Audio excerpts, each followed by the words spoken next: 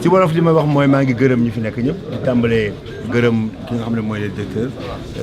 mi ànd ak équipe am yëpp ci turam ñu ngi gërëm ministre bi nga xam ne mooy ministre Abdoulaye Daouda Diallo des infrastructures nga xam ne daf ñu bindoon nañ ñëw ci lancement bi fii ci Thiès gannaaw bi président de la République moom ci boppam ci mois d'août bi mu defee lancement bi ci Dakar ñu ñu rafetlu li nga xam ne gannaaw Dakar ñu tàmbale ko Thiès defe naa loolu war a mën a nekk la ndax Thiès ak Dakar moom tey defe naa ne dootu ñaar région benn région la ndax lu ñu lëkkaloo ci wàllu bu mun tel ci wàllu tamit effectif ñu am permis ak oto yi fiy daw Thiès war na mën a justifier loolu bu ñu fi jógee dinañ dem région de Diourbel loolu la ñu wax donc équipe bi ñëw nañu tàmbali ñu liggéey ñu ngi rafetlu loolu bu baax a baax di ñaax nit ñi ñu ñëw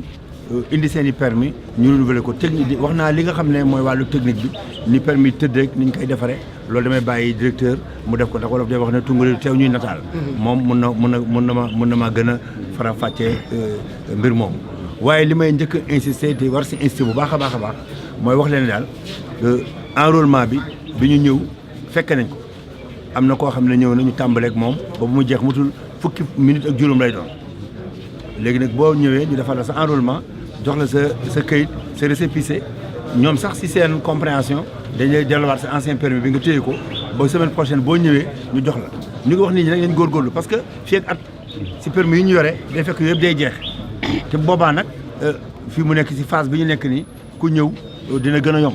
Sénégalais nag dañu xaw a am benn habitude dañuy bàyyi ba dernier moment mu am benn rush mais ragal ni fi mu nekk ñu ngi si mois de novembre 5 novembre déwén incha allah ci la processus bi ñi nga xam ne dañoo amoon permis yu bëri dañu fekk mu annulé boobaa nag bu ñëwee ba mois octobre nga gis mu amee engorgement ñu ngi ñaan nit ñi ñu profité vraiment ñëw si ni ñu ko war a defee ñun dañuy jël suñu disposition en rapport avec la sécurité ñu ñëw fii organiser leen. processus bi wax nga ko léegi am na ku fi ne def na fi 45 minutes loolu lu mën a nekk la parce que mbiru informatique la mbiru matériel la boo ñëwee nit ki si boppam sax ki ñuy enrôler parfois bu dee ab ndaw kunda baaraam yi xaw a doy waar tuuti wala mu takk ay mbir yoo xam ne peut-être kenn du ko gis il faut gars yi mu xaw a jël temps waaye li normal mooy fukki minute bu bëree ba bëri dina fekk ni ki ñu enrôlé ndax ñu fekkee nañ benn processus koo xam ne dañu tàmbaleeg moom boobu mu jeexal donc ñu ngi ñaax nit ñi ñu ñëw te li ma wax objectif bi du gaaw koo defar mu jeex mu gaaw a pare objectif bi mooy defar ku nekk sa permis si temps bi mu ko war a jël te jël nañu disposition yi équipe bi mu ngi fii at duñ fi bouger defe naa fii boobu nag képp koo xam ne am nga permis te nga bëgg ko renouveler incha allah du ko am ñi nga xam ne amaguñu woon permis ñu fexe profité jël seen disposition parce que loolu tamit defe naa lu am solo la loolu mooy li nga xam ne woon na xaw di gërëm ñëpp sant wa salaam. merci. waaw kon nag d'abord ñu ngi remercier monsieur le gouverneur ci turu Abdoulaye Daouda Diallo ministre des infrastructures des transports terrestres et du désenclavement mi nga xam ne tey ñëw na pour teew fii pour présider cérémonie lancement changement de permis de conduire yi fii ci région de Thiès ginnaaw bu ñu ko defee Ndakaaru te di leen fàttali ni njiitu réew mi ci boppam soxla ak dayo bu mu jox projet bi ni mel moom ci boppam moo déplacé wu le 3 août dernier ñëw processus d'enrôlement bi ngeen gis mu defal ko boppam te boobu sax moom li ci gënoon neex dafa ko fekk ci biir usine bi ñu génneel ko en direct su permis de conduire je pense que Sénégal yëpp gis nañ ko donc day wane loolu engagement autorité yi engagement politique bi donc volonté politique bi c'est dafa poussé ci wàll boobu. À la suite de monsieur le président de la République son excellence monsieur le ministre aussi def na ko le 3 septembre dernier bu ñuy lancé le site de Dakar mu def enrôlement population yi ñëw massivement acteurs yi ànd ci ñu commencé opération yi tey nag ñëw fii Thiès daanaka mooy deuxième région Sénégal il faut le dire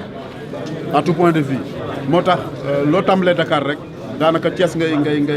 moo ciy topp ci wàll woowu li ñuy ñaan nit yi te di ko wax te gouverneur waxaat na ko mooy que ni am nañu at pour changer permis yi tey commencé nañ fii Thiès le 5 novembre 2018 5 novembre 2019 la ñuy terminé à Thiès équipe bi dañ fi nekk pendant 1 an alors ci boobu nag laaj na organisation laaj na defaral taxawaay yi moo tax gouverneur ak préfet dañu dimbale ba indi fii waa police pour ñuy gérer donc ordre bi fii sur le site ak gestion file d'attente yi ba nga xam ne benn buuxante fi ci am ci wàllu buuxante boobu ñun dañu am jàngat buñ ci am parce que buñ ko tàmbalee ci Ndakaaru mbir mi dañoo bett lool ci réussite am parce que premier jour bi rek buñ nee 9h dañuy commencé opération bi 6h du matin déjà y avait 250 personnes di doxaw buntu foire bi di xaar pour changer seen permis donc xaaruñu woon loolu ñun yaakaar naa gaañ dinañ ñëw ndànk loolu moo tax ñu triplé donc capacité bu ñu amoon Dakar yóbbu ko ba 1500 par jour donc léegi nag fii région yi dañuy wax ne nañu def am organisation di def ay pré rendez-vous gaañ di bind su liste yi di ñëw su ko defee bu ñu amee 300 personnes par jour je pense que bu dakkul balaa at bi jeex sax yaakaar naa daañu mën a jeexal liggéey bi fii si Thiès donc loolu tey moo taxoon ñu ñëw fi lancer opération yi bu ko defee liñ ci yokk rek mooy mbirum carte bi 10 000 francs lay nit di joxe pour am carte bi en plus document yi lay laaj alors 10 000 francs boobu di fàttali ni du lu ñuy jaayee carte contribution la parce que état dafa contracté ak ay partenaires ñu ne leen yéen indi seen xaalis yéen indi seen matériel yéen indi yëpp te dañ ciy boole sax suñu dëkkuwaay yi suñu daluwaay yi nga xam ne ñoo nekk ci région yeeg Dakar nga yeesalaat ko ba mu yees tey ku xool fii tey am na ñaari weer wala ñetti weer si gannaaw nu mu meloon ak tey jii di nga xam ne am na liggéey bu ñu ci defaat ci wàllu yeesalaat ci bâtiment bi ñu nekk nii tey loolu yëpp bokk ci biir projet bi su ko defee nag moom usagers yi contribuer mooy prix carte bi pour mën a permettre waa ji mu jëlaat xaalisam fukki at yi mu dem bàyyi ñoog matériel bi fi nekk lépp bàyyi ñoog technologie bi ñu continuer suñu liggéey administration continuer liggéeyam boobaa dootu am remplacement li ñu daan am si nouvelle demande rek la ñuy continuer liggéey mooy suñu liggéey mu daan liggéey quotidiennement. ndax xam ngeen nemmeeku njëriñu carte bi ak ñi nga xam ne peut-être dañu salfaañu yoon wi joxe carte yu baax yi ay carte waaw loolu liggéey bu rëy moo ci feeñ. waroo dawal car transport ba ko si bopp transport njombe am. seen équipe yi formé ngeen leen. formé na leen ci loolu te luñ ci détecté bari na loolu à Dakar luñ ci détecté ay kees la à Dakar donc muy wane ni donc opération d'assainissement la d'abord loolu dina am jeexital si karange yoon donc liggéey boobu lañ nekk def ni yaakaar naa ni bu dakkul bu ñëpp àndee incha allah rabbi liñ ciy wut ci wàllum sécurité yàlla dañu ko may incha allah. suñu mbokku chauffeur yi loolu la ñu ñaaxaat. waaw lu mel ni ñaaxaat mooy d'abord féliciter leen seen engagement parce que si njëlbeen ba metti woon na buñ ciy wax parce que nag boo leen di fàttaliku at ci gannaaw ñëw naa fii Thiès ñëw naa fi ñaari yoon d'ailleurs def naa touru Sénégal ñaari yoon pour informer nit ñi ak waxtaan ak acteurs yi ci wàllu projet bii presse bi doon na ñëw fekkee kon concertation am na ak acteurs yi mais dafa amoon benn pàcc ci acteurs yi nga xam ne dañu taxaw woon di wax ni ñoom d'accord ñu wala mbir mi leerul seen bopp waaye tey yàlla sutural nañu ba ñooñu ko doon wax tey ñoom ñoo njëkk dem ci permis góor a xuma ci la bokk góor a tey moo dem njëkk ñëw fee Lat Dior changé permis bi mu ko laajee góor a lii la mu ne ah directeur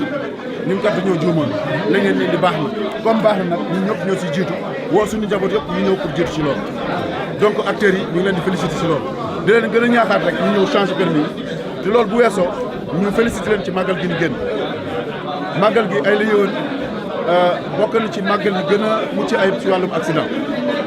bu ñu demee ba ñu naan la bilan bi ay 11 morts la ak 13 morts te daaw ñu wax la ay 47 morts daaw jég ñu ne 27 morts bii mooy at bi nga xam ni fii ak 40 ans si ginnaaw ñu ngi door a am set si ñu ngi gën a xaw tane benn mort sax baaxul waaye du fekk yaa ngi liggéey